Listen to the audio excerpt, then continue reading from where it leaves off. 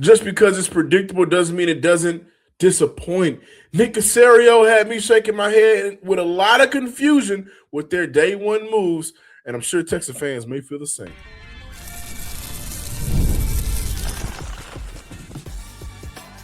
You are Locked On Texans, your daily podcast on the Houston Texans. Part of the Locked On Podcast Network, your team every day.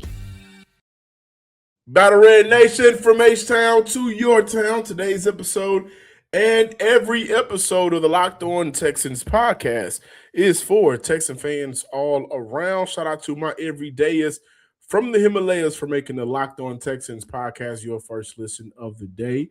And I'm sure many of you out there, audio listeners, video listeners, you may feel the same way I feel. You may feel the same way each other feel. Everybody may feel the same way. Day one of legal, quote-unquote, tampering period. We know this is where teams can sign players. But day one of free agency for the Houston Texans, really disappointed. So we'll talk about that, right? Also, do I love the moves? Do you love the moves the Houston Texans made? Yes or no? Let me know in the comments. That's where I'm going to pivot the conversation to in the second segment. But also to close it out today's show, this is what Nick Caserio has done routinely since being in Houston. So it is only day one, right? We can't blow a gasket. We can't shout to the heavens, God, why has the football gods forsaken us? However, for Texas fans out there, I think it's a valid question. Do you stay patient, or is there a problem with how the approach has been for the Houston Texans? I'm your credential media member and football analyst, John Hickman. And again, thank you for making the Locked On Texans podcast your first listen of the day. I want to dive right into it. All right, we look at Sheldon Rankins. He returns back to Houston on a 2-year deal. We look at the Houston Texans being able to keep offensive lineman guard Ed Ingram on a 3-year extension. The Texans and Ingram agreed to the terms to a 3-year, $37.5 million deal, keeping him in Houston through 2028 at just over $12.5 million in annual salary. The deal was announced early Monday morning, and I do want to add, at this time of recording, Monday evening, time stamping every episode for the next probably month, right? Houston also was able to re-sign Naquan Jones, defensive lineman. They got him late in the year, really helped out with some of the D tackles went down over the course of his 5 games in Houston. We saw his snapshot, we saw his snap count share increase game in and game out. So the Houston Texans really did like him. He's back on a 1-year deal. We also got to make sure that I'm keeping track with how many 1-year deals the Houston Texans signed, because I got a shot for every 1-year deal. Texans and former Philadelphia Eagles DB Reed Blankenship have agreed to terms on a 3-year deal, $24.75, and Dominique Robinson on a 1-year deal worth up to $4 million.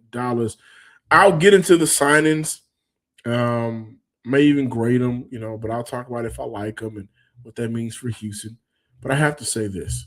I know it's day one, and Caserio's history has always shown us that day one is largely centered around retaining players and making low-key moves, similar to last year where he was able to re-sign Derek Barnett and players like Braxton Berrios. But man, this was an utterly disappointing day, considering Houston had the means to be better in areas where they were not good consistently in 2025. And yet, despite how things turned out in the playoffs, Caserio allowed for players like left guard David Andrews and center Cade Mays to just slip away. And of the two, Cade Mays is just heartbreaking. Considering he did not break the bank, he was extremely affordable. Mays signed a 3-year deal worth $25 million. Houston opts to sign an edge rusher and a safety, which between the two of them will combine for a little bit over $12 million for the 2026 season, to a defense that was already top 2 in the league. And for many of us, we may view Dominique Robinson as the next Darrell Taylor. Well, Taylor came in with some proven ability to get after the quarterback, right? Robinson, not so much. So he'll be here in Houston with that Texans defense that, you can redeem your career out here in Houston with what they got cooking up. But that money could absolutely went towards, something that was a position of need. So I can't justify the 12.5 being added to a defense that was already top 2, while the offense and the offensive line continue to suffer. And the signings were not bad. Let me just get that out the way. They were not bad. But Houston just traded for David Montgomery. Houston had 8 rushing yards on 12 attempts in the first half of the New England Patriots playoff game just 2 months ago. And every time the Texans played an elite D tackle, the offensive line folded. I don't care if it was Chris Jones. Some of the matchups that Houston had last year, the playoff game, I don't care. Whenever they played an elite D tackle, the interior of the offensive line folded. Things could change on Tuesday. Things could change on Wednesday throughout the week. Houston may get a guy that fits what they're trying to do from a culture standpoint, right? From a schematic standpoint. But after day one, it feels like talent to be better was not considered. It feels like feelings for the guys that you have in your building were considered. And I could be wrong. Like I said, things could change throughout the week. And this is Caserio's MO. I mean, he's routinely taking care of his guys on day one and found good depth pieces for maybe, special teamers or guys that may be the 4th or 5th option on the depth chart. That's his MO on day one. So with that being said, even I, as a critic of Nick Caserio, got to be fair and give him time. So things could change throughout the week. Which, by the way, I said Houston would not make a splash signing, and they didn't. The problem is not the signings that were made for Houston. The problem is that the board for the best available players at their position got shorter because the players are not going. And similar to last year, Houston could be left searching for scraps and looking ahead to the draft. Since the arrival of D'Amico in 2023, the formula has left Houston with 2 seasons rushing under 4 yards per carry since 2023. 3.9, 3.7. The 4.4 year, Joe Mixon was added in that bunch. Bottom of the league in rushing success rate. So when I hear we want to be a physically tough running team, it leaves me saying, no, you don't.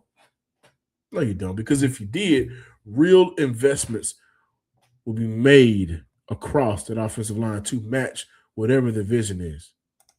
And that has not been the case for Houston. Overall, it was a disappointing yet predictable day. What we saw is what Houston has always shown us. Day 2, 3 should be more active. But the top-end talent, in my opinion, is scarce now, right? And so, we'll see how Houston can rebound. I'll tell you this, though, man. I'll tell you this. If the Texans are looking towards the draft to save them, we're in a world full of trouble.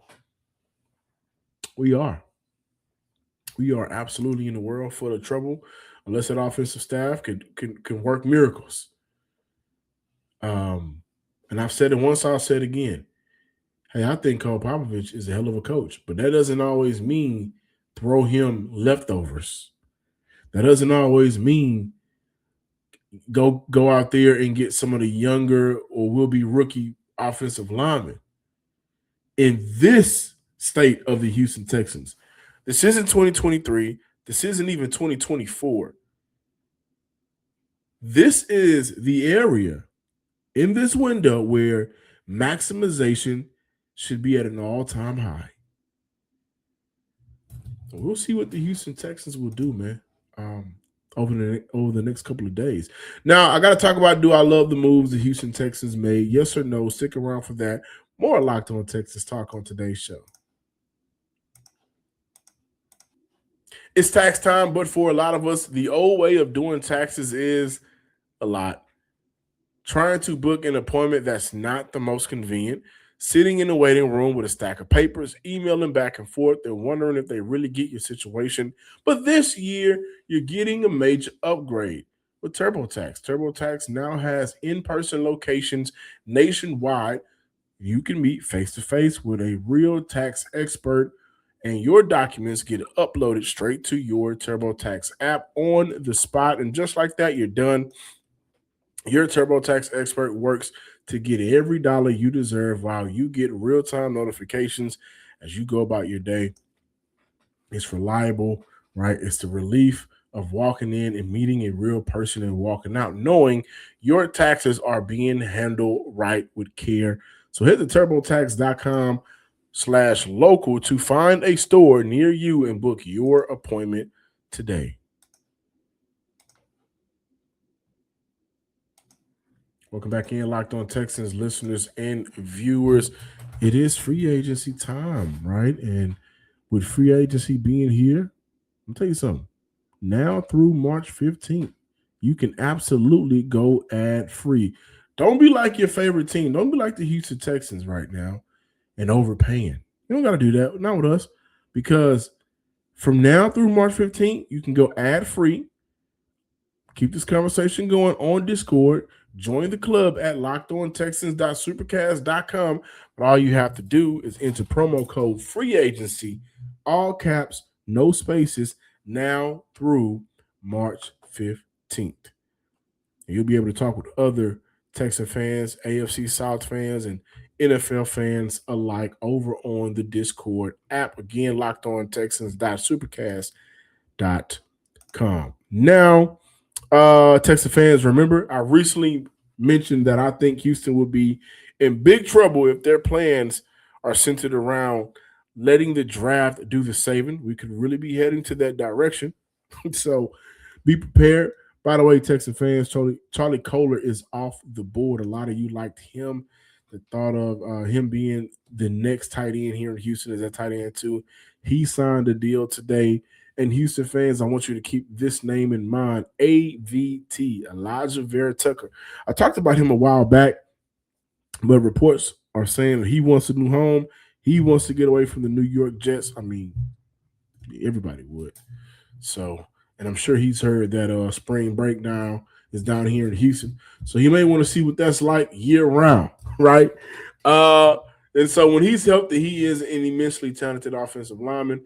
In terms of contractual value and comparing that to the upside that he could bring, AVT could be the perfect 1-year deal player on a prove-it deal that could, in many ways, win the hearts of Texan fans out there. But more importantly, we don't matter.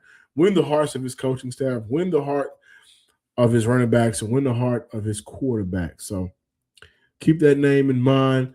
Also, Jenkins from the Packers, Joel Bitonio are both still available at the time of this recording. Now, let's look at the signings. Houston signed or re-signed 4 defensive players. And I know that may make a lot of you mad, piss you off, simply because, my goodness, how many of these resources will the Houston Texans continue to put on the defensive side of the ball? Offensively, they're starving. They're starving over there. 4 defensive players signed or re-signed, including the first white DB in Texas history, in Reed Blankenship. So, talk about making history. And the second white Reed in Houston sports scene right now. You got Reed Shepard for the Houston Rockets. Now you got Reed Blankenship. So shout out to the Reeds. Shout out to Reed Blankenship coming to Houston. He's going to be in this D'Amico Ryans defense.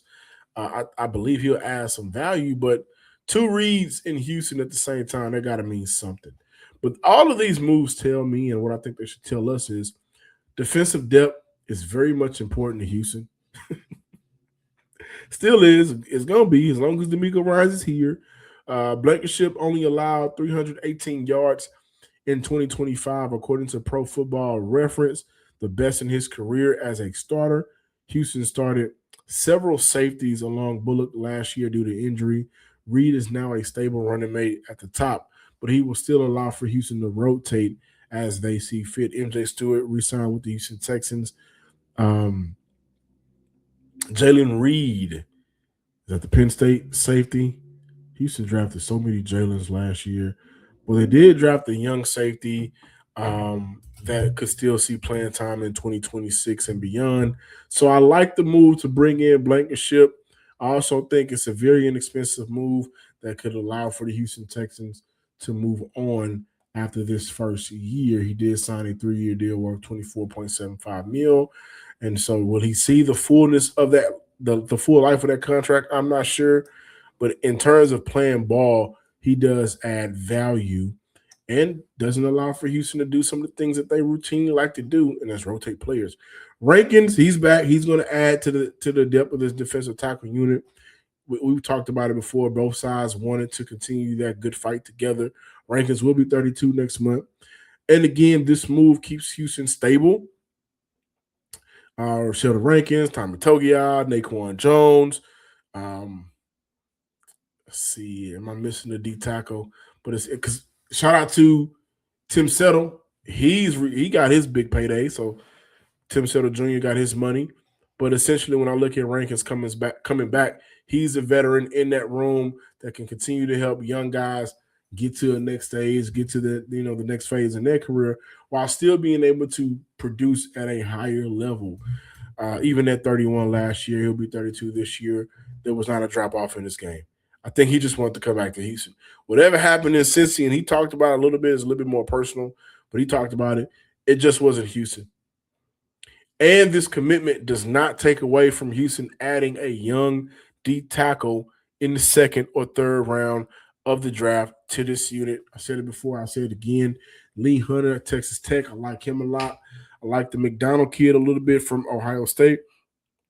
But the more and more as the days go by, I like Grayson Halton out of Oklahoma.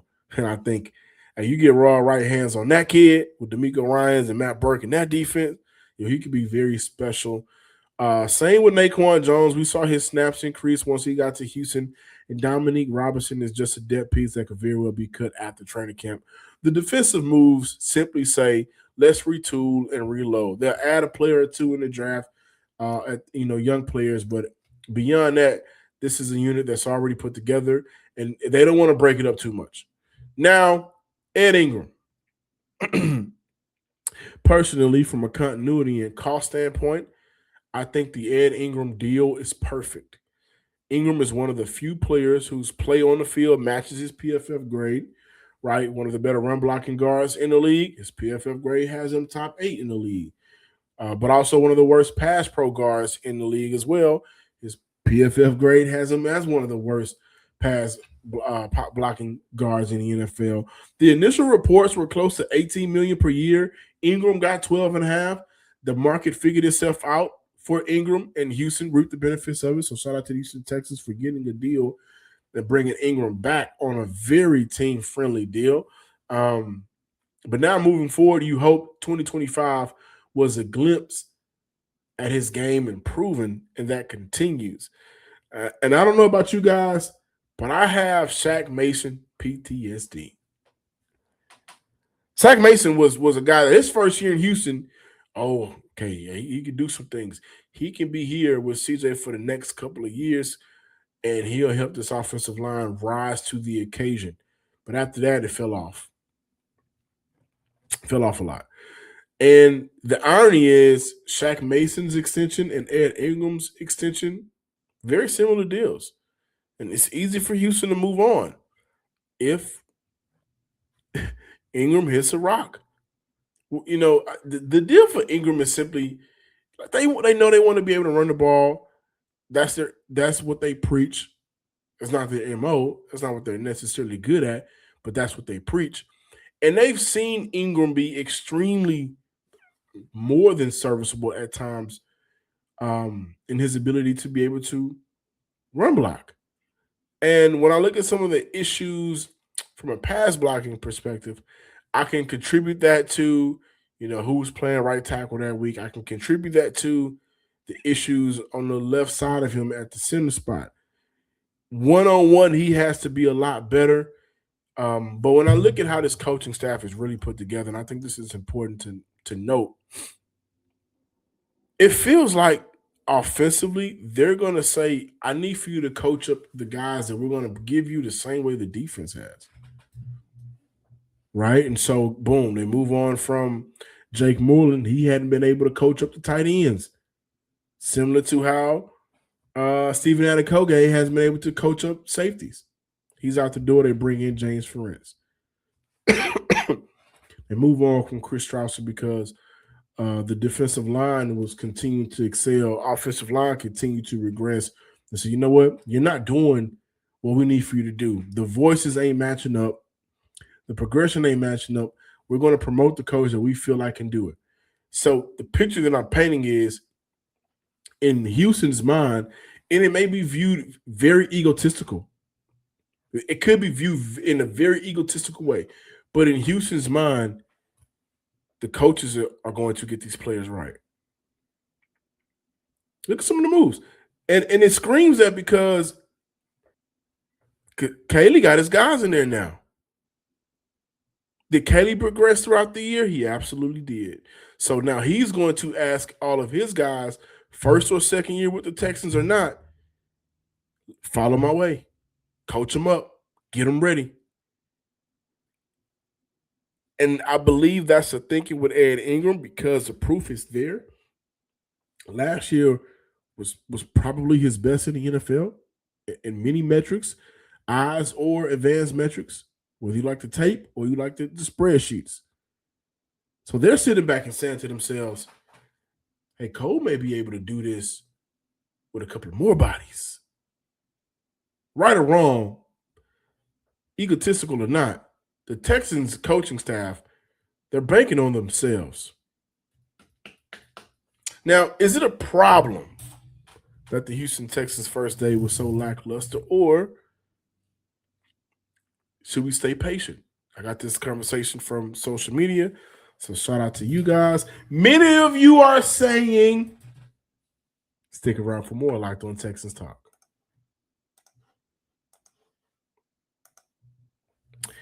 And before we get to what many of you are saying, I want to let you know that college basketball is non-stop. And by the way, this may be my favorite season in a very long time in terms of men's college basketball. The women have been holding it down for the last 4 to 5 years. Since COVID, women basketball has been popping. The men's basketball, college basketball game is coming along nicely. Got the names, you got the star power, and you just got good ball. And also you got big nights, big games, tight spreads, momentum swings every single night from early tip-offs to late night West Coast shootouts. There's always action on the board. And now FanDuel is giving you a way to turn that energy into even bigger potential wins with a college basketball parlay profit boost. You can build any college hoops parlay you want, rivalry games, ranked matchups, whatever fits your read. Look at the odds around your team. If they are in season, see what the numbers say. Go ahead and apply the profit boost. Go safe, go bold, go big. Ride with the team you've been following all season. It's your parlay, your style. Do with it whatever you like. Head to FanDuel.com to get started. That's FanDuel.com. Right now, FanDuel, play your game.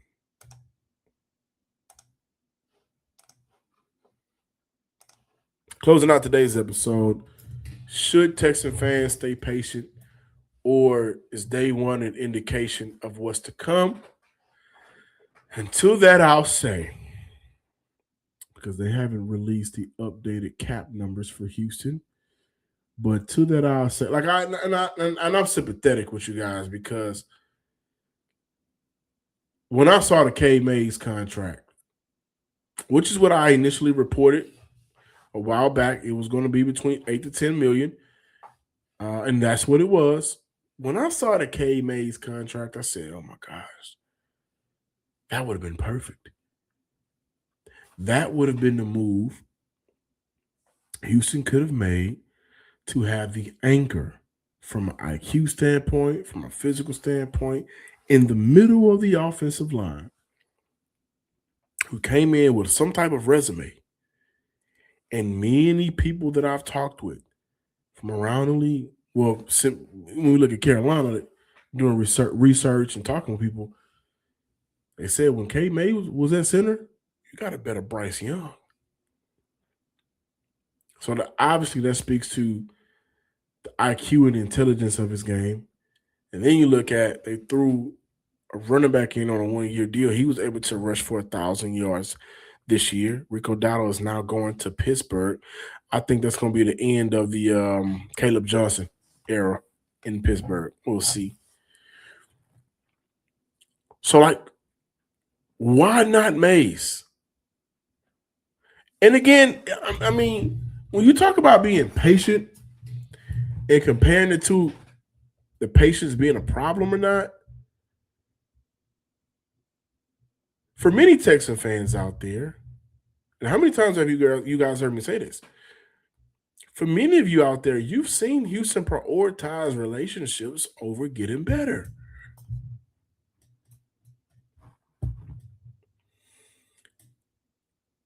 And for Jake Andrews, who for some of y'all came out of nowhere, missed a year playing football, drafted by the Patriots, so that background bothers you. And then he just comes in his first year with the Houston Texans after missing a year, and it felt like he was just handed the center spot. And it felt like for Houston, they didn't really try to go get a proven upgrade. It felt like for Houston, it was just like, yeah, we know Andrews from back during my time with this team. He was a good guy. I like him a lot. Let's give him a shot. And I'm not saying Andrews was completely bad, but what I am saying is when Andrews was bad, he was god-awful. When Andrews was good, and I've given Andrews some praise, so this is coming from a guy that has recognized, no, Andrews has done some good things. But even when Andrews was good, there was still a thought, yeah, Houston should probably upgrade. And then when it got bad, yeah, they need to upgrade. There's no more probably. So the patience talk, I think for, at least for me, guys, it screams, well, we have to be patient with this offensive line issue in 2025. We had to be patient with the offensive line issue in 2024. We had to be patient with the offensive line situation in 2023. We were expecting to not have to be patient for 3 consecutive seasons because Kenyon Green. But because Houston missed on Green, that in many ways changed the course of how this offensive line was envisioned to operate. And for 3 consecutive seasons after 2022, there was be patient. Be patient, be patient. And now what I'm saying is in 2026, it's a problem. It's absolutely a problem. It's a problem. Because, and I wanted to make sure I mentioned 2022. I hope Kenyon Green is somewhere doing well in his life, enjoying the money that he did make in the NFL. Once you make it to the league, you have a successful life. God bless his mental. Lettered in high school, college ball player at Texas A&M, one of the most prestigious colleges in the NFL. Came home to play for his hometown team. But he's a bust. No disrespect. Because when you win in life, you really can't be a bust.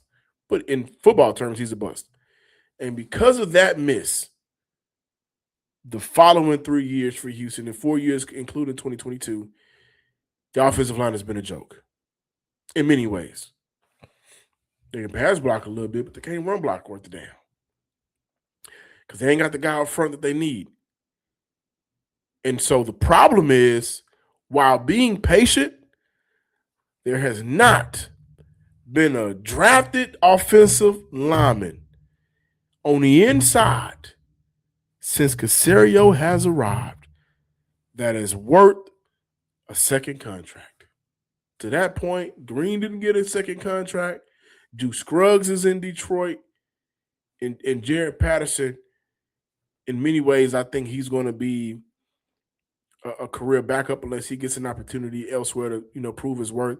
Patterson ain't all bad, but again, similar to Jack Andrews, can you upgrade from that player? Yes, you can. And Patterson was a 6th-round draft pick. Not to say you can't find late round gems, but you haven't found that in Jared Patterson. Or Jared Patterson hasn't been properly assessed, and maybe he should have got more burn over other guys. So yeah, you got a right to feel like this is a problem.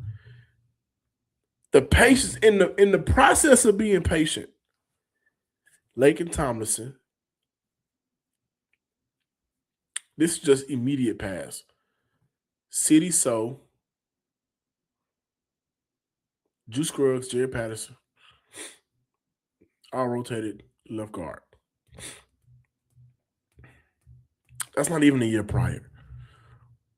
This is a problem for the Houston Texans.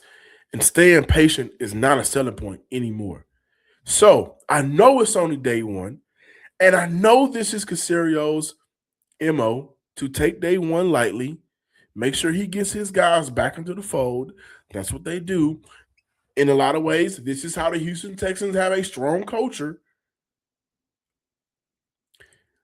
But for Houston, to close out this week or this free agent period, when I look at the problems the Houston Texans have, I say to myself, right now, Ariante Ursary, Jared Patterson is penciled in at left guard, Jake Andrews, Ed Ingram, Trent Brown. After that, Jared Kingston. There is no left guard outside of Jared Patterson on this roster. Eli Cox is your backup center. City So is your backup right guard. And Blake Fisher, who could very well compete for a starting right tackle this year, is your backup right tackle. I know Stroud was bad. I know he was god awful. I know it was moments where nobody wanted to watch him play ball no more. But I just gave you that offensive line. If the Texans do not get the bodies in there that make sense with some talent, it's going to be trouble. Thank y'all for watching today's episode of the Locked On Texans podcast. Please be sure to subscribe, like, and comment on YouTube wherever you listen to your podcast, and follow me on Twitter at John_Hickman12. Peace.